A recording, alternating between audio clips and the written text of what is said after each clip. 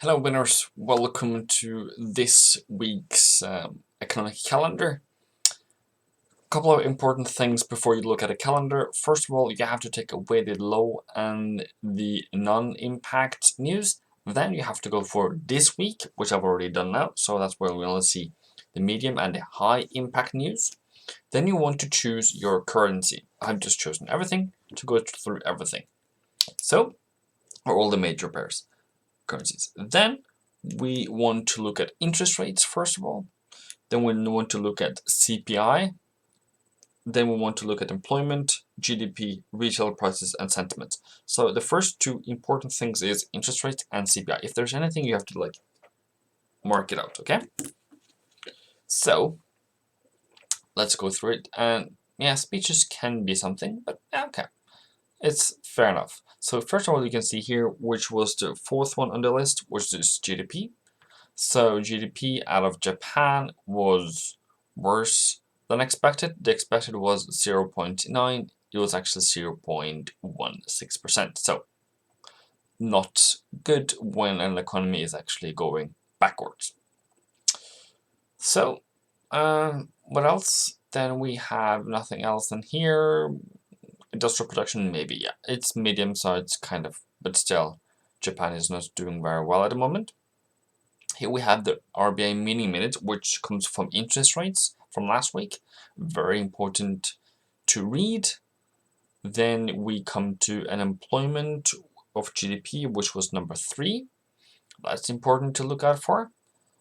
And then average earnings as well is something. Sentiment, yeah, it can actually change the market if it's not change, but move the market if it's of significance, as in if the number is way off. So 21.5 is what we expect. 26 was last time. So we shall see what that will be. Then you have some imports, some exports, some wages. Here we have consumer price out of GDP, which was the number 2. Very important. Retail prices still important enough.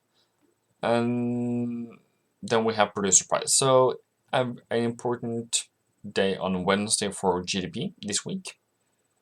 Then we have CPI number 2 on the list for CAD. And then we have the differences year over year and month over month. So what you normally would look at is year over year core. That is Wednesday, that was CAD. Then you have the FOMC meeting minutes. Importante to read that report as well, even though if you don't trade USD. Then we have unemployment, which was number 3 on my list. Importante. Interest rate decision of China. That could be interesting if they change. Maybe not yet, but it might come soon. Retail prices out of pound on Thursday. Some speeches could potentially have something. This could also move the market, not change, move the market. So in looking for that, not be afraid of it, but pay attention during those times. Maybe have your entries to break even, or don't risk a lot of money during those times. Then we have the market manufacturing, importante. They are supposed to be above 50, I think, for it to be a good number. So yeah, above 50, yeah, where it is. So then we have consumer price out of euro and the same manufacturing PMI out of USA. PMI is number 6 on my list, but still, it's important to have it in your mind. How does the retail do it? How does the consumer price do it? How does the producer prices do it? So you can get a feel of how the market is, how the economy is doing. Because we as traders are not supposed to be just saying, oh, interest rates down, up, down. No.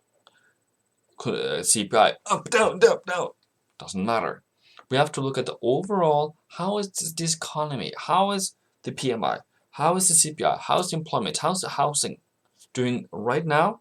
Is it slightly worse? Is it slightly better? That's what we're looking for. And also you can look in the central bank reports. You don't need to look at any of those numbers. It will say there as well, if you don't understand how to implement it, okay? How to implement it. I think that's that. Amazing. Enjoy your week and don't risk money you can't afford to lose.